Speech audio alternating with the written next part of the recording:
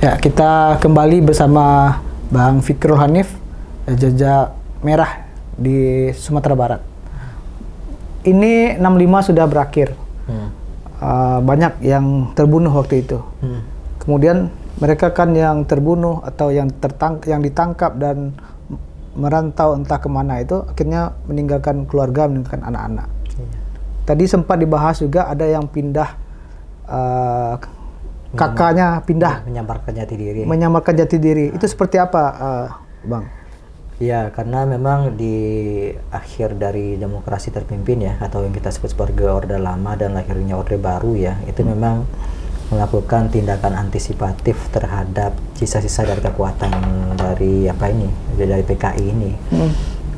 Kita bisa melihat ketika pemerintah Orde Baru ya, yang merupakan notabene merupakan militer angkatan darat ya, mereka waktu itu menerapkan surat bersih diri ya, terhadap orang-orang yang akan masuk melanjutkan pendidikannya ataukah mencari pekerjaan ya. Mereka ini menerapkan surat bersih diri ini terhadap seluruh eksponen ya, termasuk juga terhadap keturunan dari orang-orang yang terlibat 1965 ini. Dan memang ada beberapa kasus unik yang kita temukan, misalnya mereka itu memang sengaja untuk menghilangkan jati diri mereka ya. Mereka misalnya pindah keanggotaan, misalnya ikut dengan keluarga pihak ibunya atau pihak bako ya, atau pihak ayahnya. Dan di sana mereka mengubah segalanya gitu, termasuk lagi informasi dari diri mereka itu sendiri. Maka nanti ada yang bisa ditemukan mereka yang masuk ke menjadi pegawai negeri sipil, ada yang menjadi tentara misalnya ya. Tapi juga ada beberapa kalangan misalnya yang dari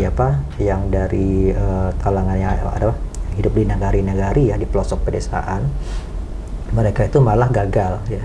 Anak-anak mereka itu gagal misalnya meluruskan pendidikan mereka itu masih terpengaruh dengan ketakutan ya, selama orang tua mereka itu di dalam bui ya, di dalam penjara ya, karena mereka kalau dalam stigma masyarakat ya, mereka dianggap sebagai orang yang paling bersalah ya pada peristiwa 39. Termasuk anak yang waktu itu masih dalam kandungan. Ya, termasuk juga mereka itu juga. Jadi itu sampai garis keturunan ke bawah gitu ya. Mereka menanggung dosa itu. Maka memang kebanyakan mereka itu ya yang dari kalangan terpelajar ya, jadi pandai ya, mereka akan segera menukar identitas mereka dan kemudian beralih ke identitas yang lain. Tapi kalau mereka yang dari kalangan pedesaan ya, mereka ya tinggal ada yang menerima nasib ya. Tapi yang menarik juga di awal-awal Orde Baru itu sebelum pemilu 1971 ya, itu berdasarkan dari tulisan William Liddell ya. Itu misalnya ini juga terjadi di Sumatera Barat ya, dari pengakuan mereka juga. Mereka itu dikumpulkan di satu tempat, misalnya apakah di kantor Uri Negari misalnya. Mereka diberikan doktrin di situ. Mereka misalnya dilarang keluar, atau mereka dilarang untuk mencoblos partai selain partai yang itu misalnya ya kan. Nah, itu juga terjadi hampir maka tidak mengherankan ya bila pemilu 1971 pemenangnya sudah ada gitu kan. Yang inisialnya G. Ya itu. Karena itu memang waktu itu sudah ada instrumen yang memang sengaja diterapkan, dan mereka nggak punya pilihan lain karena mereka berada dalam stigma tahanan politik gitu. Itu kalau boleh dibilang dosa pendahulu mereka, tapi masih mereka terima itunya ya, sanksinya gitu. Betul. Nah, kemudian itu kan setelah reformasi itu kan sudah mulai balik lagi tuh, sudah tidak ada lagi yang seperti itu, Bang. Nah, cuman kan persoalannya sekarang masyarakat dan bahkan mungkin juga sebagian kalangan mengkhawatirkan soal itu, mulai terbukanya informasi-informasi tentang komunis yang selama ini bukunya aja susah gitu kan. Misalnya dulu saya masih ingat waktu di kampus itu, ketika kita lihat Palu arit di ladang tebu itu udah terlalu mewah waktu itu kan. Nah, gimana kondisinya kalau lihat sekarang persoalan komunisme ini? Iya.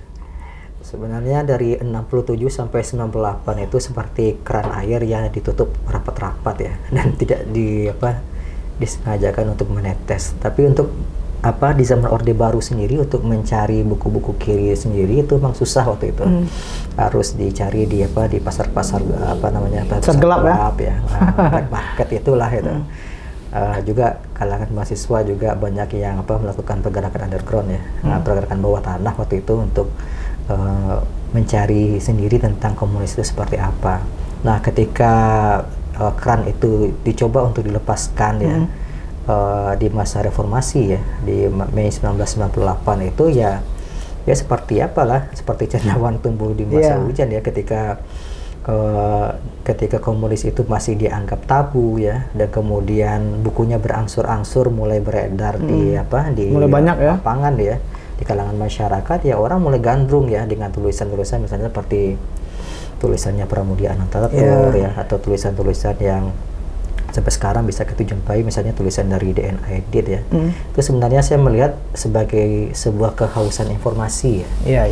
Dari generasi muda barangkali. Keingin-tahuan ya. Yang ingin tahu ya sebenarnya yang terjadi di masa sebelum 1965 itu seperti apa. Dari versi lain. Iya, dari versi lain, karena versi mereka peroleh dari siaran nasional Indonesia ya pasti ya G30 SPKI dan G30 SPKI yang menjadi dalang utama itu adalah PKI ya. Tapi mereka kemudian ya barangkali dari tulisan-tulisan dari pemerhati sejarah, sejarawan ya, baik yang berasal dari Indonesia maupun di luar, itu nanti akan menyediakan beragam informasi yang berbeda ya, sebenarnya siapa yang terlibat dan itu sebenarnya kalau menurut saya itu lebih pada persoalan kekayaan intelektual saja. Itu memberi informasi, pengayaan ya sebenarnya itu jangan dianggap sebagai sebuah distorsi lah. Jangan dianggap orang yang membaca buku itu komunis gitu ya. Karena juga tidak seluruh orang yang menulis komunis itu juga sebut komunis. Orang sejarawan yang menulis tentang komunisme belum tentu komunis gitu kan. Nah, tapi kan memang susah ya. Di Sumatera Barat pun kan pernah juga kejadian itu. Buku diambil gitu kan karena ketakutan itu tadi gitu. Tapi apakah menurut Bang Fikrul di masa sekarang ini apakah masih layak kita takut dengan komunisme? Ya, kalau kita melihat dari rentang setelah berakhirnya Perang Dingin ya, konflik antara Blok Timur dan Blok Barat, antara NATO dan Fakta Warsawa itu sebenarnya sudah selesai ya. Sebenarnya kan persoalan ideologi saja yang menyebabkan terjadinya Perang Dingin tadi itu, ketika juga Soviet di bawah Mikhail Gorbachev ya. Itu melahirkan Glasnost dan Perestroika ya, yang kemudian berakhir dengan bubarnya Uni Soviet dan bertumbuhnya negara-negara baru ya di bekas Uni Soviet sendiri. Yang paling bertahan dengan baju komunis itu adalah seperti misalnya Kuba, kemudian ada Korea Utara, RRC, dan Cina pun kita melihat Cina pun setengah-setengah saja, walaupun benderanya kita melihat merah, tapi juga kalau kita kapitalis lihat, sebenarnya diri mereka kapitalis kita lihat gitu. Ini jadi kalau saya melihat persoalan komunis itu sebenarnya persoalan yang sudah selesai dan tidak harus ditakuti ya, karena bagaimanapun itu kembali kepada diri kita masing-masing gitu.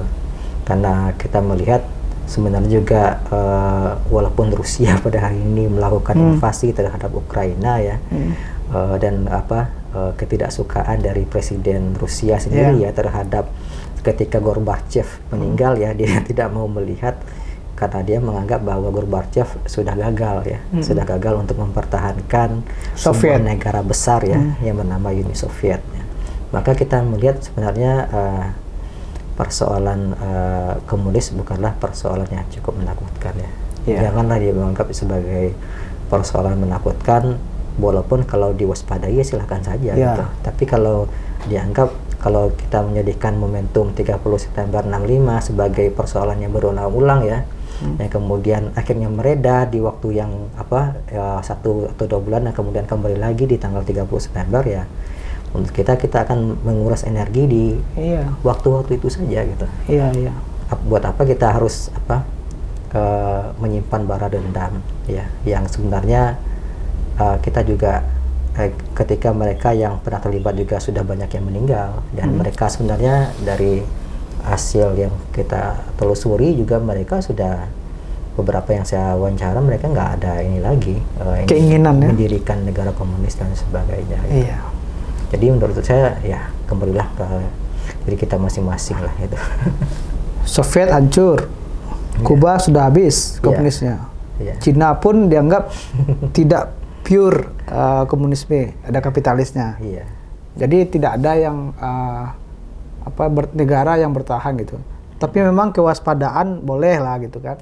Tapi jangan ketakutan paranoid lah istilahnya. Paranoid terhadap komunisme itu sengaja kita jaga ya. Sengaja kita jaga juga. Kadang-kadang juga pihak luar juga tidak mau kita ini berdamai gitu. Nah, itu kalau dia. Bisa persoalan 65 ini tetap dijaga terus gitu. Kalau enggak, dari mana mereka dapat duitnya nanti? Kan tiap tanggal 30 September, tiap 1 Oktober itu kan hangat lagi tuh. Jelang-jelang itu kan mencuat lagi gitu kan. Oke. Terima kasih Bang Fikrul Hanif. Sama-sama. Banyak sekali paparan tadi yang sudah disampaikan oleh beliau. Mulai dari bagaimana sejarah awal kedatangan munculnya komunisme di Sumatera Barat atau Ranah Minang, dan kemudian kondisi kekinian. Intinya memang ini adalah sebuah ideologi yang sempat di masa lalu itu menjadi alat perjuangan masyarakat Indonesia, khususnya di Sumatera Barat untuk melawan kolonial. Namun kemudian bergerak seiring waktu berputar dan menimbulkan pro dan kontra, dan kondisinya saat ini yang seperti yang sudah kita lihat dan kita rasakan bersama. Intinya perkembangan pengetahuan jangan dibatasi. Terima kasih, sampai jumpa di dialog interest berikutnya. Oke. Makasih.